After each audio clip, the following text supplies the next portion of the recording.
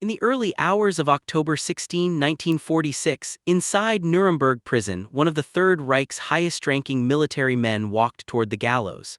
His name was Alfred Jodl. He was not as famous as Hermann Göring, not as recognizable as Heinrich Himmler, and not as theatrical as some of the other Nazi leaders. But in the machinery of Hitler's war, Jodl was something perhaps even more dangerous. A disciplined, educated, calculating officer who transformed political ambition into military action. Before dawn that morning, he became the 9th condemned Nazi to die by hanging. According to an eyewitness press account, he appeared visibly nervous, yet his voice remained calm when he spoke his final words, "My greetings to you, my Germany." What makes Alfred Jodl's execution so historically important is not only the way he died, but what his death represented. This was not the battlefield end of a defeated general. It was a legal judgment handed down by the International Military Tribunal at Nuremberg after months of testimony, documents, and cross-examination. Jodl had once signed Germany's surrender in May 1945 at Reims, helping bring the war in Europe to an end. Just over a year later, the man who signed capitulation for the Reich would himself be condemned as a war criminal. His fall traced the collapse of Nazi Germany from military domination to moral and legal ruin. To understand why Alfred Jodl was executed, we have to understand who he really was. He was not a camp commandant, and he was not one of Hitler's rabid street-level fanatics. Jodl served as chief of the operations staff of the Armed Forces High Command, the OKW. In that role, he directed military campaigns and participated in planning and authorizing the brutal methods used by the German armed forces as they waged war. The United States Holocaust Memorial Museum describes him as a central military figure in the Nazi war effort, while the Nuremberg judgment stressed that although Wilhelm Keitel was technically above him, Jodl reported directly to Hitler on operational matters. In the strict military sense, the tribunal called him the actual planner of the war and a man heavily responsible for the strategy and conduct of operations. That description is crucial because it destroys one of the oldest myths about Alfred Jodl, the idea that he was merely a professional soldier trapped inside a criminal regime. The evidence presented at Nuremberg painted a different picture. Jodl was not a passive technician. He stood at the nerve center of Hitler's military state, where planning papers became invasions, and where signed directives became death sentences for cities, prisoners, and civilian populations. The tribunal did not see him as a powerless subordinate. It saw him as a man with knowledge, authority, and active involvement in the execution of aggressive war. His office was where ideology and operations met. Long before the war reached its catastrophic climax, Jodl was already helping Hitler tear apart the European order. The Nuremberg judgment cited entries in Jodl's own diary showing that in February 1938 Hitler instructed him and Keitel to keep up military pressure against Austria by simulating military measures. Those threats helped force Austria toward annexation. When Hitler moved against Austria for real, Jodl brought forward an existing operational draft, issued supplementary instructions, and initialed the order connected with the invasion. This was not the work of a detached observer. It was the work of a planner who understood that military intimidation could be used as a weapon of conquest before a single formal declaration of war had even been made. Jodl's role continued in the destruction of Czechoslovakia. According to the judgment, he was highly active in planning the attack and even discussed the timing of an incident that could be used as a pretext for intervention. That detail matters because it shows how the Nazi state manufactured political excuses for military aggression.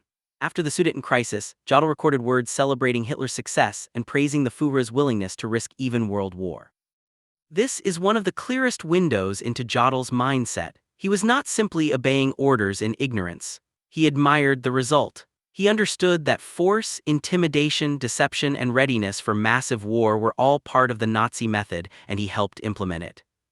When war expanded, so did Jodl's responsibility. The tribunal found him deeply involved in the planning of the invasions of Norway and the West. His diary reflected his activities in preparing the attack on Norway, and many of the repeated orders postponing the Western offensive until weather conditions improved were signed by him. He was also active in planning operations against Greece and Yugoslavia. On March 27, 1941, when Hitler decided that Yugoslavia should be destroyed with unmerciful harshness and Belgrade bombed without a declaration of war, Jodl was there. Step by step, campaign by campaign, he stood inside the room where Hitler's wars were prepared. Then came the invasion that would unleash some of the worst destruction in human history, the attack on the Soviet Union. The Nuremberg judgment noted that preparations for the invasion began long before the assault itself. As early as July 1940, Jodl instructed Walter Warlimont to prepare plans because Hitler had decided to attack. Jodl later initialed the November 1940 directive that preparations should continue, and he initialed Case Barbarossa on December 18, 1940. He was present at key discussions as the invasion moved toward reality. This was not a defensive improvisation. It was premeditated aggression, and Jodl was woven into it from the planning stage forward. But aggression alone was not the full case against him. The tribunal also examined Jodl's connection to war crimes and crimes against humanity. One of the most infamous examples was the Commando Order of October 1942, under which captured Allied commandos were to be killed rather than treated as prisoners of war. Hitler issued the order, but the covering memorandum was signed by Jodl, and early drafts had been prepared by Jodl's staff with his knowledge. Jodl later claimed that he opposed the order morally and legally, yet he still passed it on. The court was not persuaded by that defense. At Nuremberg, moral discomfort did not erase legal responsibility. The same pattern appeared again in relation to Soviet political commissars. The judgment described how a plan to eliminate Soviet commissars was included in the Barbarossa directives. Jodl later suggested that some of his handwritten changes were attempts to soften or redirect the policy. But once again, the tribunal focused on the larger truth. He remained part of the chain that transmitted and operationalized criminal orders. A man cannot claim innocence simply because he tried to make a murderous directive slightly less murderous.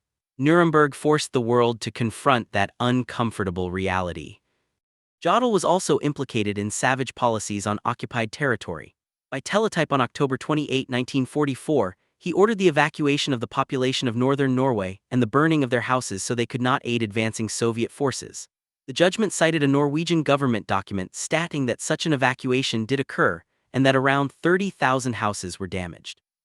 The court also cited an order signed by Jodl on October 7, 1941, stating that Hitler would not accept surrender offers from Leningrad or Moscow and instead insisted they be completely destroyed.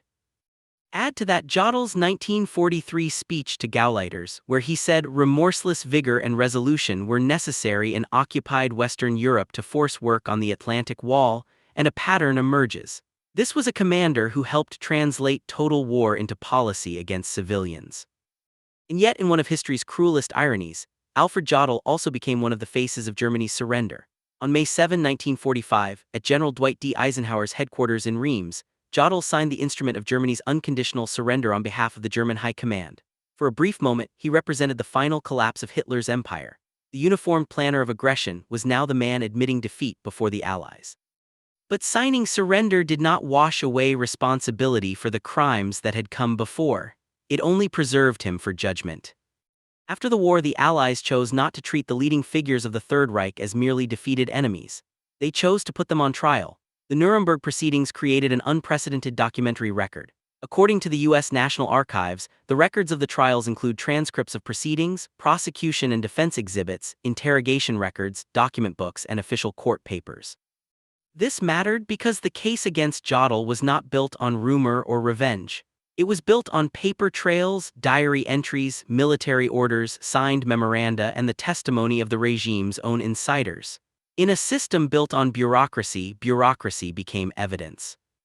At the tribunal, Jodl's main defense was familiar. He was a soldier, not a politician. He had sworn obedience. He signed documents for Hitler, and he occasionally tried to delay or obstruct harsher measures. But Article 8 of the Nuremberg Charter rejected superior orders as a complete defense, and the judges applied that principle directly to him. In one of the sharpest lines of the judgment, the tribunal stated that participation in crimes such as these had never been required of any soldier, and Jodl could not shield himself behind what it called a mythical requirement of soldierly obedience at all costs. That was a turning point in legal history. Nuremberg declared that rank does not erase conscience, and uniforms do not cancel moral choice. The verdict was devastating. The tribunal found Alfred Jodl guilty on all 4 counts: conspiracy, crimes against peace, war crimes, and crimes against humanity. The United States Holocaust Memorial Museum states plainly that he was found guilty on all 4 counts and sentenced to death. The Memoriam Nuremberg Trials site lists the same result in the final roll of judgments: Alfred Jodl, death by hanging. In the eyes of the court, he was not guilty by association alone. He was guilty by documented action, repeated involvement, and sustained participation in the criminal conduct of the Nazi war machine. The final act came just over 2 weeks later. After 9 months of trial, the verdicts were read on September 30 and October 1, 1946. The death sentences were then carried out on October 16 in the old gymnasium on the grounds of Nuremberg prison. There was already one final twist. Hermann Göring, perhaps the most famous of the condemned, killed himself by suicide just hours before his scheduled execution. That left 10 men to be hanged. Nuremberg was determined to show that even the highest leaders of a modern state could be made to answer before the law. According to journalist Kingsbury Smith's eyewitness account, Alfred Jodl was the 9th man led to the scaffold. He entered with obvious nervousness, constantly wetting his lips, his face drawn and haggard. Smith noted that Jodl's Wehrmacht collar looked half turned up as if put on in haste. He was less steady than Keitel on the steps, but calm enough when he spoke his final words, "My greetings to you, my Germany." At 2:34 a.m. he dropped through the trap. The image is chilling because it compresses so much history into a few seconds. The careful planner, the obedient officer, the servant of Hitler, reduced at last to a condemned criminal under an international sentence. After the executions, the bodies were taken to Munich and cremated at the Ostfriedhof crematorium. Their ashes were then scattered in a tributary of the Isar River. This was done for a reason. The Allies did not want graves that could become shrines for future extremists. Even in death, the handling of Jodl's remains was part of a larger political and moral message. The Nazi era was to end not with monuments but with erasure, not with heroic burial but with a warning to history. So how should we remember Alfred Jodl today? Not as a mere bureaucrat, not as a tragic soldier caught in events beyond his control, and not only as the man who signed Germany's surrender. He should be remembered as one of the senior military architects of Nazi aggression, a commander whose pen, diary, and directives linked him to invasions, illegal warfare, and brutal policies against prisoners and civilians. His execution mattered because it established something larger than his own guilt, that planning war crimes from behind a desk is still war criminality, and that intellect in the service of barbarism is no defense at all. In the end, Alfred Jodl's story is the story of how a modern state commits evil through paperwork, commands, signatures, and disciplined men who convince themselves they are only doing their duty. Nuremberg shattered that excuse. It turned records into evidence, evidence into judgment, and judgment into one of the most important precedents of the modern world. Jodl's execution was not only punishment for a defeated Nazi general. It was a declaration that organized aggression and state-directed atrocity could be named, documented, and condemned before humanity itself. And that is why, nearly 80 years later, the fall of Alfred Jodl still matters.